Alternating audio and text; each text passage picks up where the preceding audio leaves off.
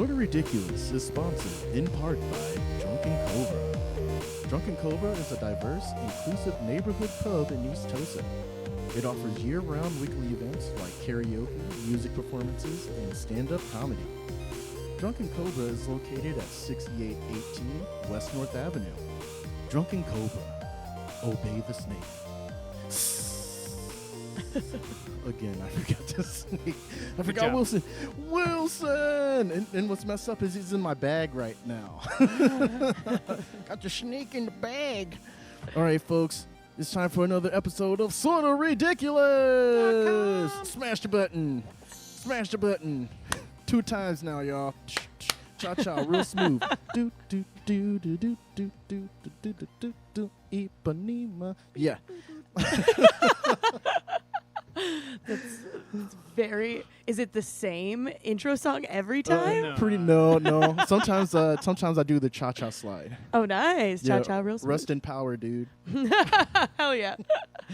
So, you guys, we have a pretty awesome guest this week. Actually, I've been trying to interview our guest here since I started the open mic back in June, not January, June. All right, so with us today, we have Raegan Niemela. Did I pronounce that right? Yeah, you did. Crushed Niemela, Absolutely crushed it. That's right. So Raegan is a comedian, among other things. I guess we're going to find out. I'm not sure what else she does, but that's what this interview is for. I greatly appreciate you being here today. Yeah. So one thing about Raegan is when I started doing getting into stand-up more consistently, I would go to Bremen Monday Mass like every other week, and Raegan is the other is one of the co-hosts. Yeah, one of the co-hosts. Louisa, who was on here not too long ago, and on the Drunken Comics at Drunken Cobra comedy show.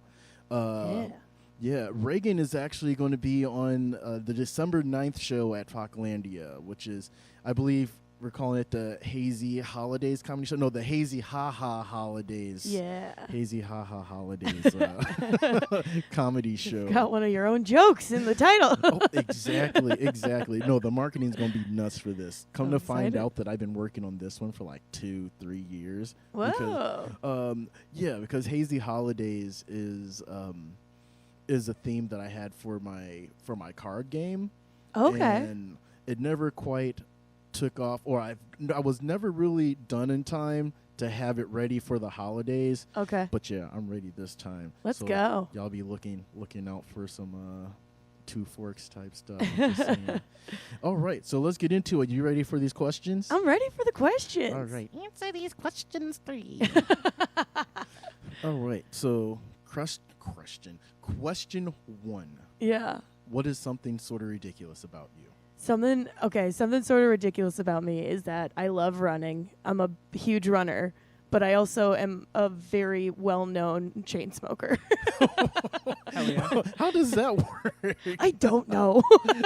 So are you a better runner or a better chain smoker? Definitely a better chain smoker. Yeah, no. Even when I didn't smoke, I was a terrible runner. I just like it because I'm a ragey person, so it satisfies that.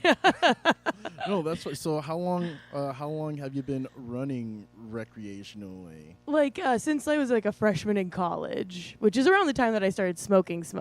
But like I was running more regularly than I was smoking when I started. But yeah, so I've been running since I was in college. I just did it to move my body. I was not an athletic child. I wasn't trying to achieve anything, and I was certainly not in college sports. I just needed something.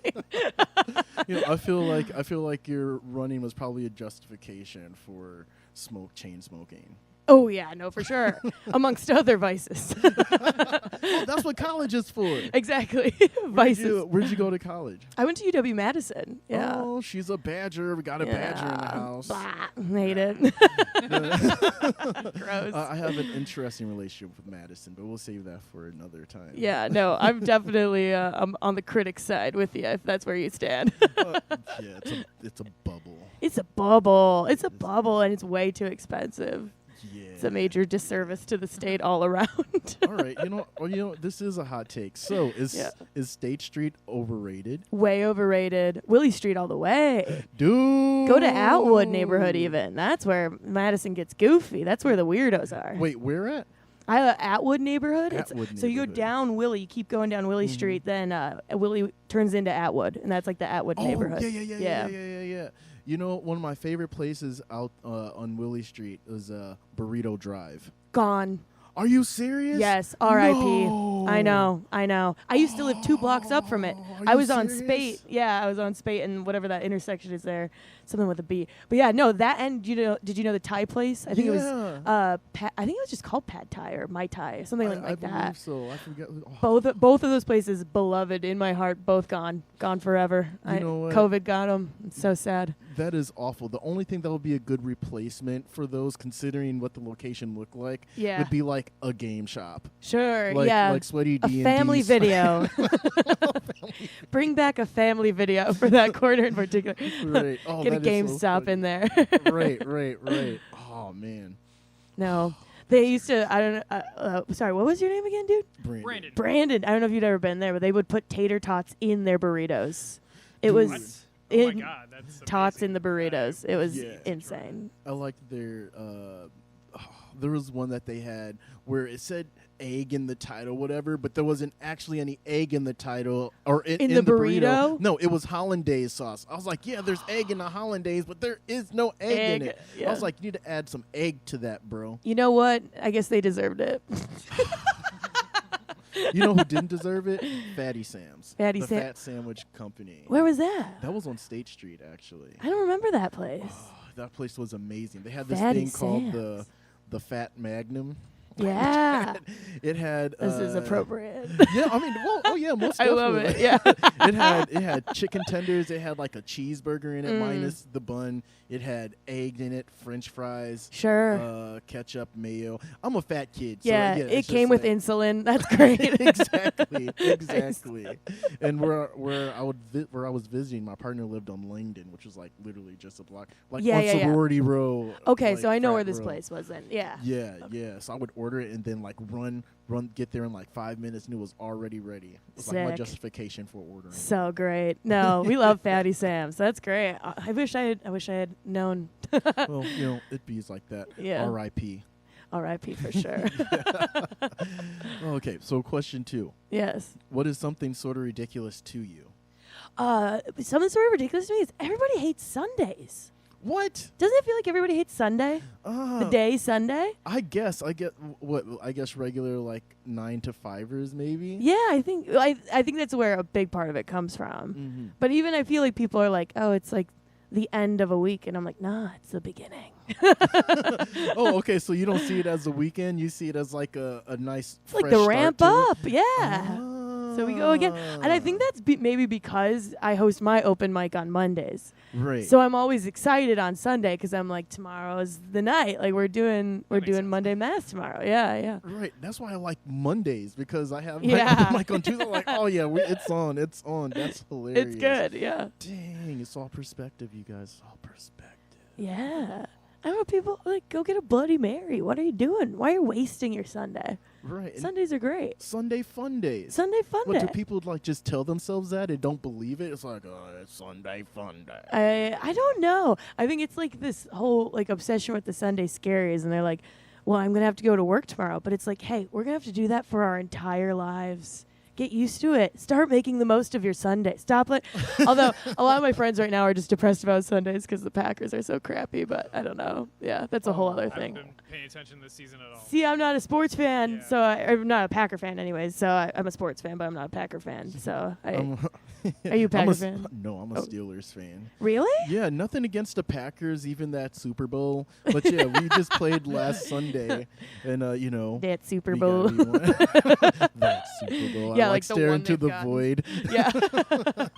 Yeah. Shout out to Aaron Rodgers. Why are you a Steelers fan though? So I was born in Tennessee, and my dad is from there as well. And at that point, Tennessee didn't have a professional football team, so a lot of Tennessee is divided mostly between Cowboys and Steelers. Oh. Whereas my uncle's a huge fan of the Cowboys, and Sure. my dad is a huge fan of the Steelers. Of the Like the Steelers. steel curtain and all that. And Dang. obviously it kind of shows in everything. Oh yeah, and the yellow and the black. Yep, yeah. yep. I saw that as soon as you walked in. I was like, yeah, she's on brand right we're now. getting it. Yeah. No. I planned it for sure. I 100%. right. Oh wait, so then who are you a fan of? The Lions? Well, no, I was raised a Packer fan, but okay. I come from a family of angry men. They can't watch a sports game without being so angry. I love just like to sit and eat the food. Like I'm a big Dude. tailgate. Sure, I'll tailgate anything, like any event. If you're gonna put me outside and give me a beer and food, I'm gonna be there.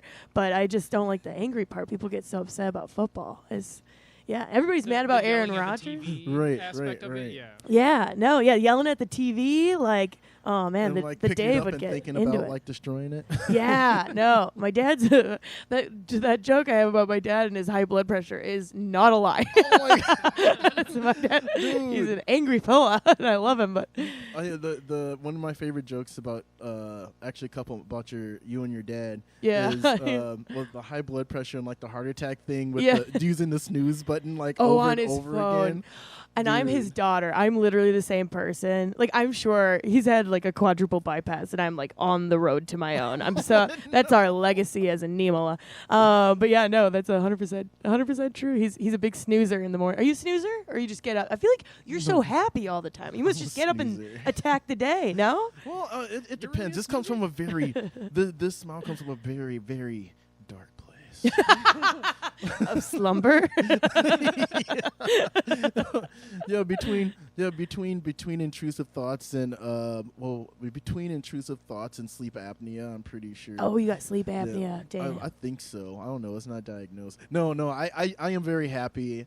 I'm more happy like now than I have been in a long time, considering all the things that are going on. Good. You know, so yeah, but I Out am of a the dark snoozer. place. I Okay. am, like I'll hit it like 6 or 7 times before I get. It was like just another 9 minutes. Yeah, just to remind reality that it's not the boss of you.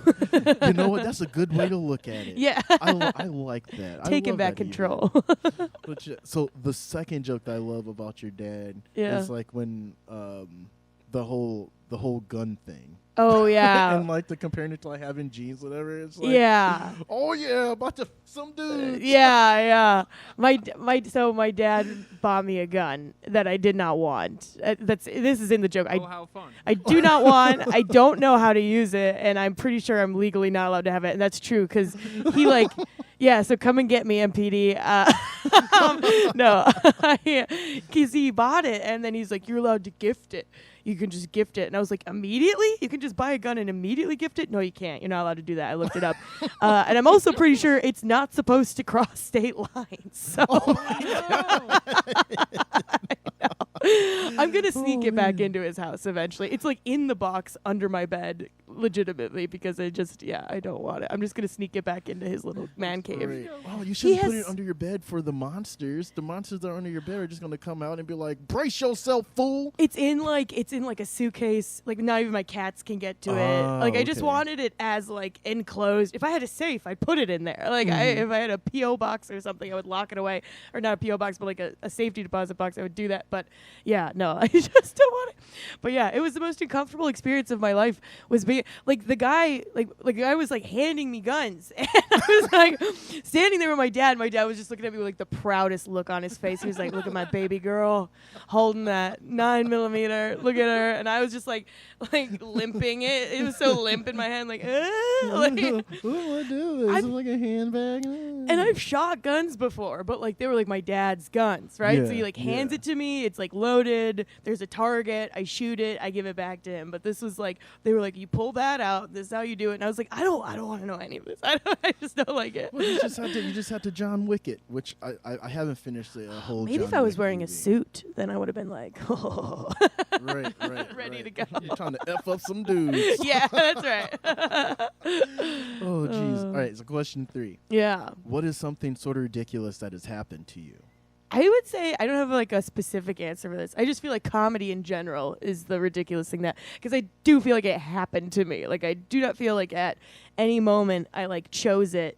I was like in school in Madison, and that was like when I started falling in love with live. Like before that, I guess I should say, my dad would just like play it all the time. He would play the Blue Collar Comedy Tour all the time, and that drove me at first insane. But then I like totally was like in love with Ron White, not like crushing on him, but like I thought he was the coolest guy I'd ever seen in my life because he's got the cigar and the whiskey and the suit jacket. And then I went to college in Madison, and that club there, Comedy on State, is like one of the top clubs in the nation. And yeah, it legitimately is. Like so many people choose to tape their specials there. It's run by great people, amazing staff. Like the owners are wonderful. Like I don't have enough good things to say. And it is just like too, if you've now like you're gonna start doing more and more shows, right? You're gonna do the road. You're gonna see how bad comedy can be. And is it exponentially bad in Madison? Yeah, it's like no, in Madison it's amazing. It's just like the clubs you can go to or like the rooms you can go to can be terrible. Like, but you're like, well, I'm being paid to be here, so I guess I gotta pony up and do my thing. In that club, you're just so spoiled because everybody's just like drunk and like young, and it attracts so many different kinds of people. I shouldn't say young, like it's like people. They're Madisonians. Mostly Madisonians, but it just does attract people who want live performance so much, like they're hungry for it, that they're ready to laugh at you. Like they come in with the correct mentality, and so many times people with the wrong mentality for some reason come to comedy shows. You know what?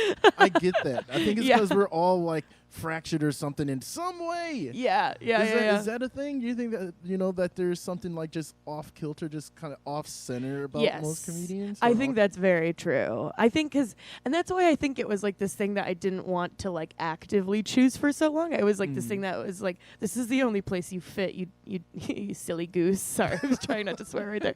But so let's pretend I called myself something much worse. But it was like, I think I just kept falling back into it and couldn't get away from it because it's like finally being surrounded by like minds. It's definitely a place for broken people. So if you too are the weird person at every gathering, go to your local open mic and and tell some jokes. Yeah, tell some jokes. Just try your best not to therapize, because that just no. Yeah, that just makes it a bad session for all of us. Therapeutic to you, but don't therapize. Yeah. Yeah. No, I tried. So when I first started, I was like, after watching some of the video, I was like, oh, I shouldn't.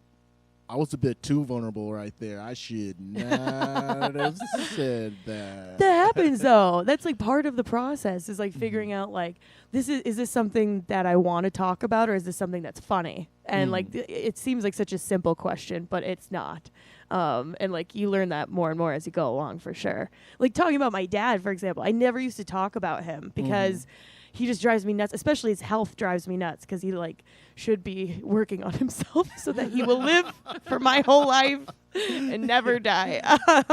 But it was something that took me like a long time to learn how I could talk about that on stage, where it wasn't therapy or I wasn't therapizing, but it was still like I'm talking about this thing that I want to talk about because it's important to me. Yeah, if that answers that. Yeah, no, that does. That does. No, that's. I had to keep that in mind. There's some things that I thought that.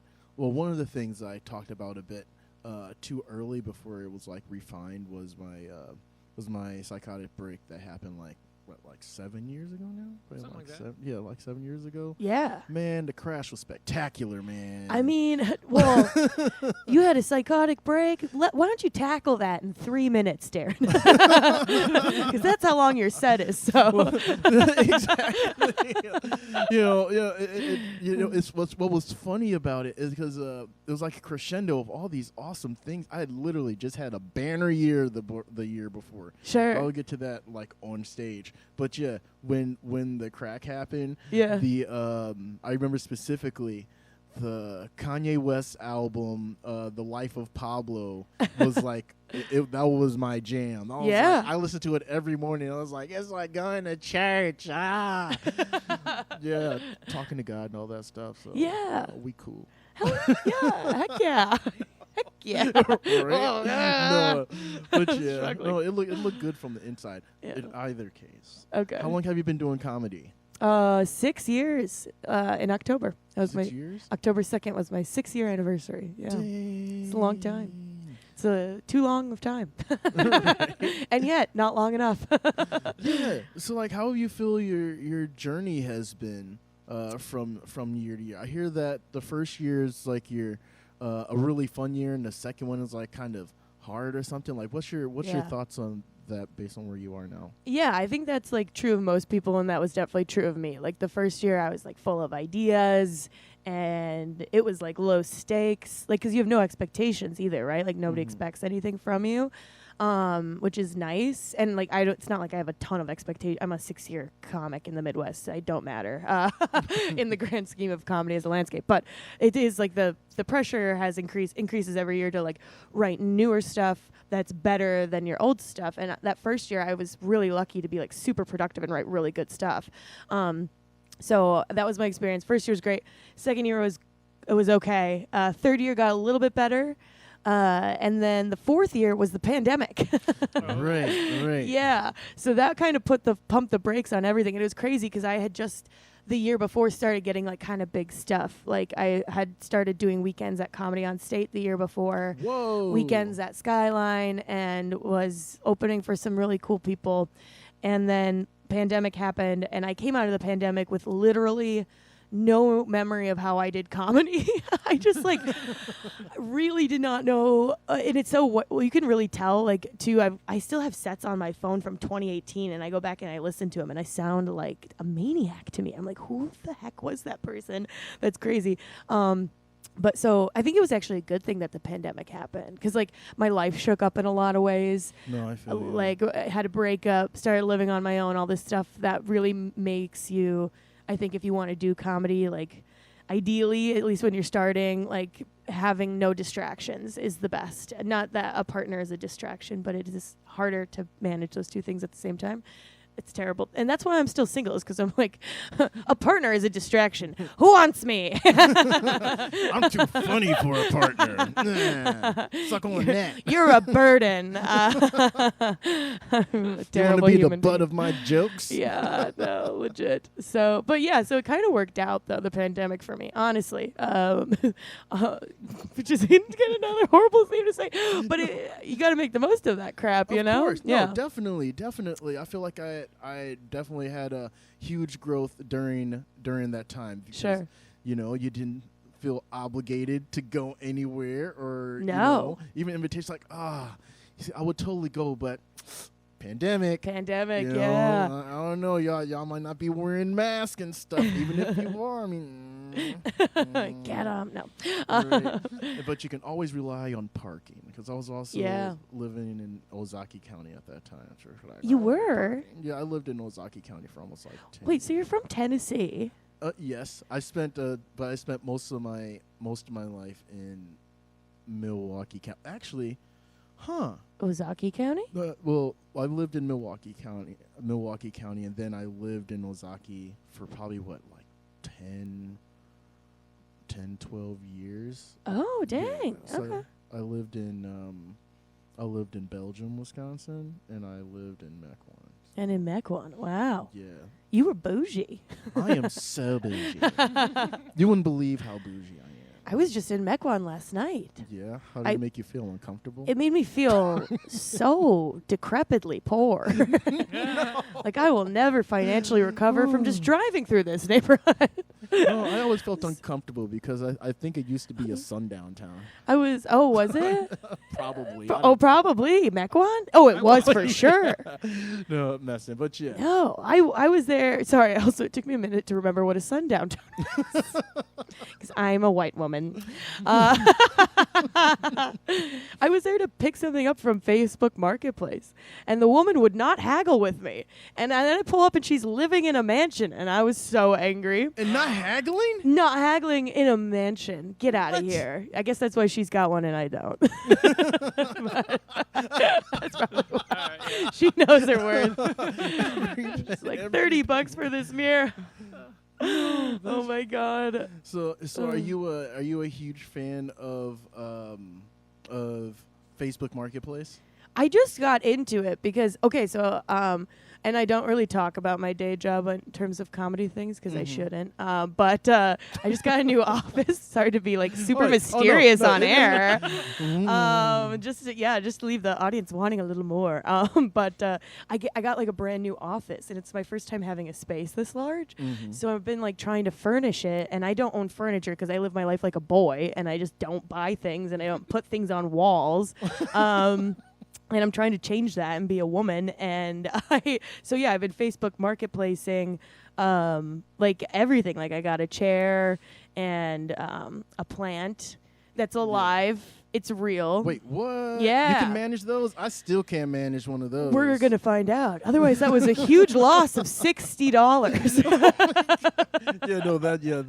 That's definitely absolutely awful. Yeah. But Facebook Marketplace is crack. So my partner's mom, like more or less found, like we'll say, hey, we want this, and she'll find it. Yeah. She is like a Did you get anything good? Recently? Oh yeah, most definitely.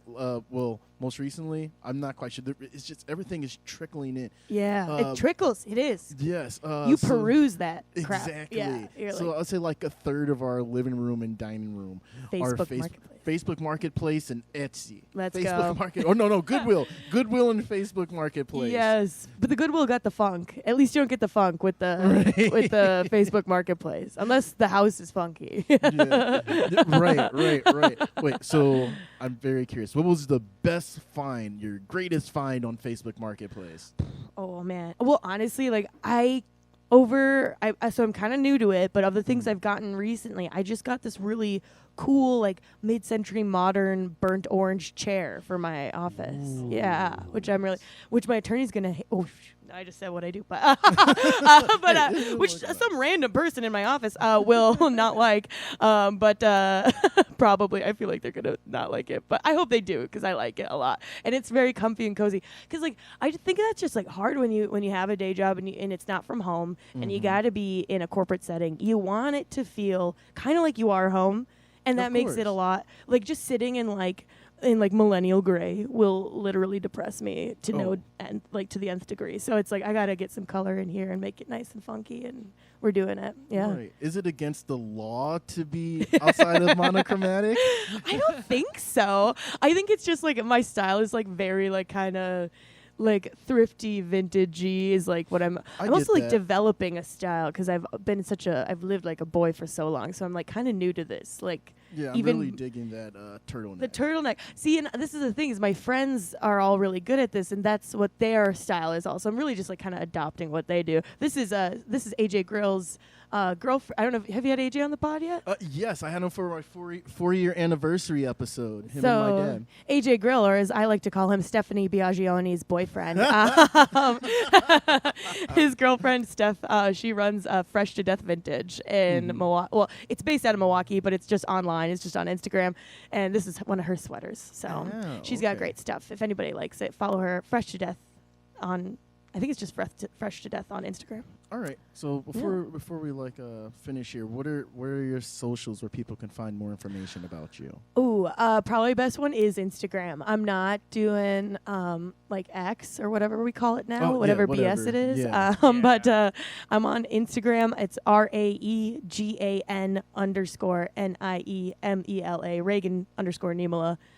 And that's me on Instagram. It'll be a black and white photo of me looking real psychotic. That'll how you know you're in the right place. Yeah, she looks kind of like Emma Stone. So yeah. Like Emma Stone's parents were siblings. That's what I like to say. I don't know if that's allowed on the radio, but there you go. But yeah, so thanks for being on the show. Greatly appreciate it. Thank you for having me. Long time coming. This is so great. Oh yeah, for sure. So with that being said, this has been another episode of Sorta Ridiculous. Smash the button. All right, folks. So we will catch you guys next week.